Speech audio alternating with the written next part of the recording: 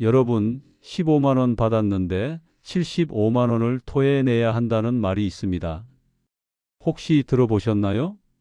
심지어 앞으로 정부가 주는 모든 지원금에서 영구 제외될 수도 있다는 사실도 알고 계셨나요? 지금 이 순간에도 민생지원금을 중고 사이트에 팔거나 현금으로 바꾸려는 분들이 속출하고 있습니다.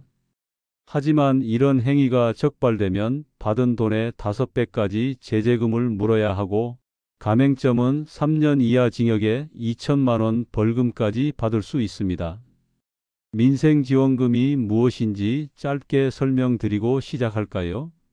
코로나19 이후 어려워진 경제 회복을 위해 정부가 전 국민에게 지급하는 소비 쿠폰입니다.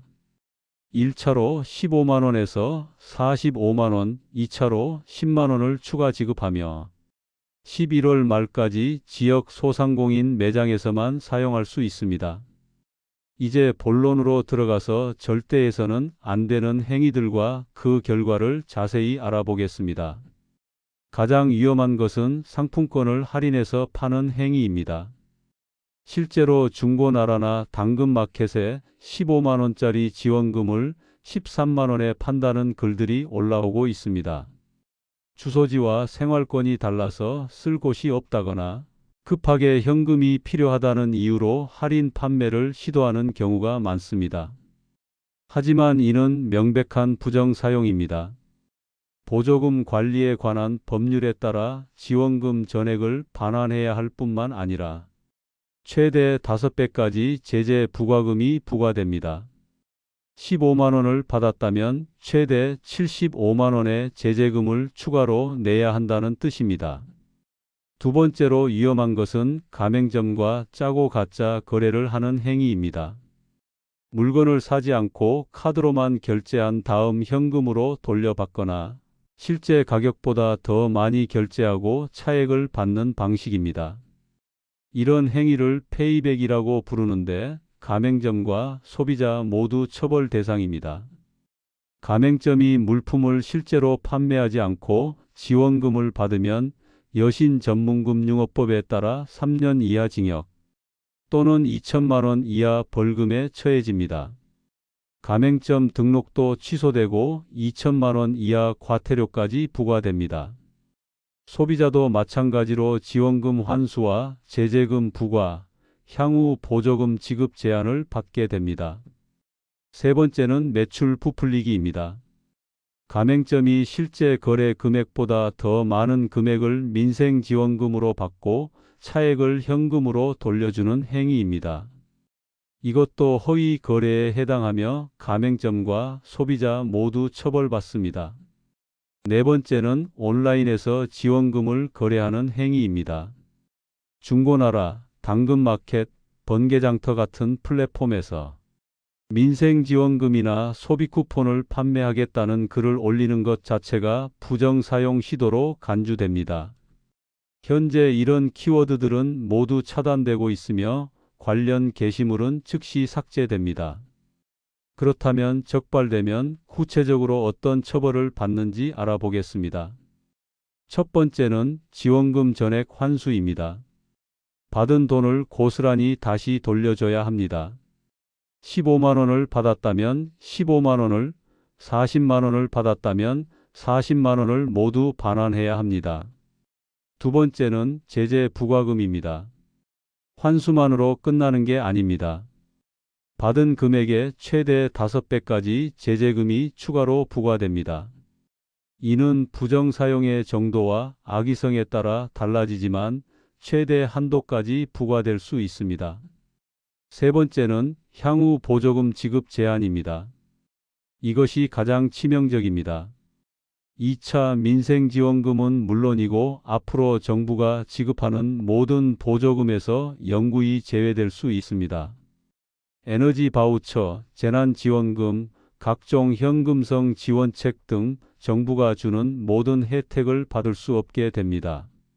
네 번째는 법적 처벌입니다. 가맹점의 경우 여신전문금융업법 위반으로 3년 이하 징역 또는 2천만 원 이하 벌금에 처해집니다. 가맹점 등록 취소와 2천만 원 이하 과태료도 별도로 부과됩니다. 정부는 이런 부정 행위를 막기 위해 강력한 단속을 펼치고 있습니다. 인공지능을 활용한 이상 거래 탐지 시스템을 운영하고 있어서 의심스러운 거래 패턴은 즉시 포착됩니다. 같은 카드로 짧은 시간 안에 여러 곳에서 결제하거나 평소와 다른 지역에서 사용하거나 특정 가맹점에서만 집중적으로 사용하는 패턴 등이 모두 감지됩니다. 온라인 플랫폼 단속도 강화되었습니다. 중고나라, 당근마켓, 번개장터 등 주요 중고 거래 사이트에서는 민생지원금, 소비쿠폰, 깡 등의 키워드를 모두 차단하고 있습니다. 관련 게시물이 올라오면 자동으로 삭제되고 반복적으로 시도하면 계정이 정지될 수도 있습니다. 그런데 왜 이렇게 많은 사람들이 부정 사용을 시도할까요? 가장 큰 이유는 지역 제한 때문입니다. 민생지원금은 신청자의 주소지에서만 사용할 수 있습니다. 서울에 주소를 두고 경기도에서 생활하거나 출장이나 이사로 다른 지역에 있는 경우 사용하기 어려워집니다. 하지만 이런 상황이라도 부정 사용은 절대 안 됩니다.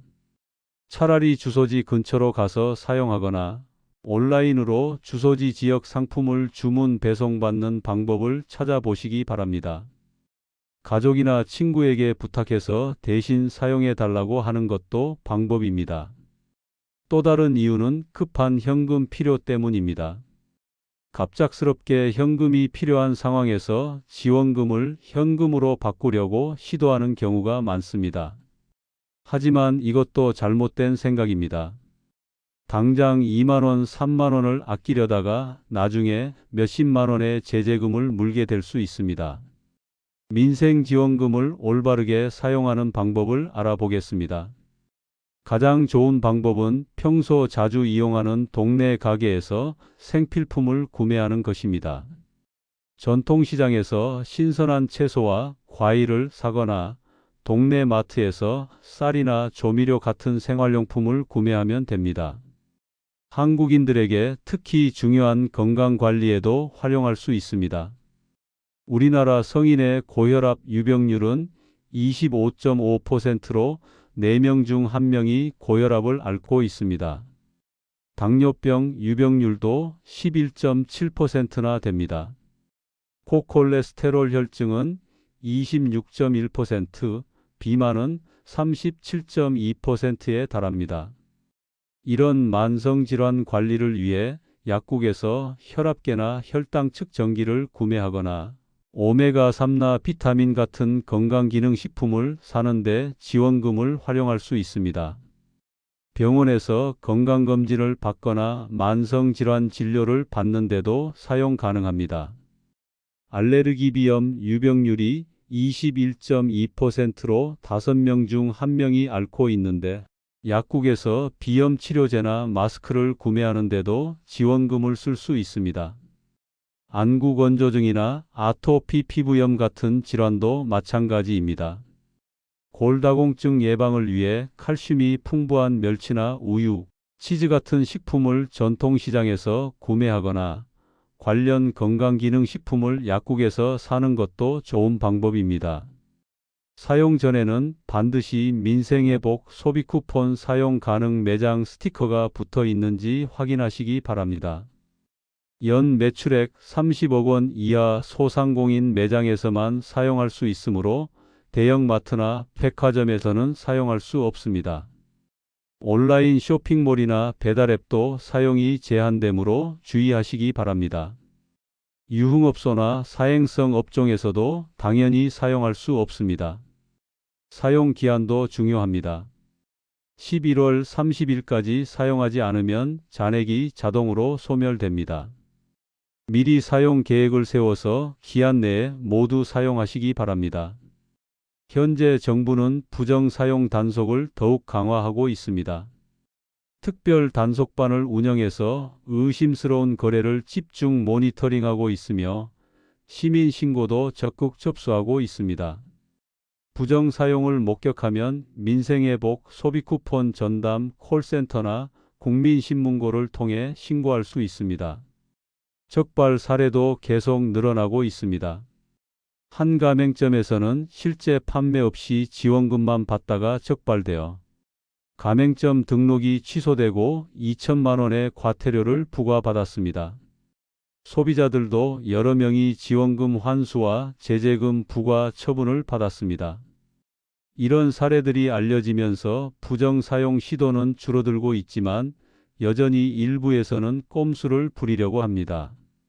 하지만 정부의 단속 시스템은 계속 진화하고 있어서 어떤 방법을 쓰더라도 결국 적발될 가능성이 높습니다.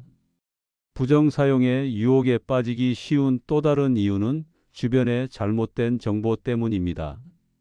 한두 번 정도는 괜찮다거나 적발될 확률이 낮다는 식의 말들을 듣고 시도하는 경우가 있습니다.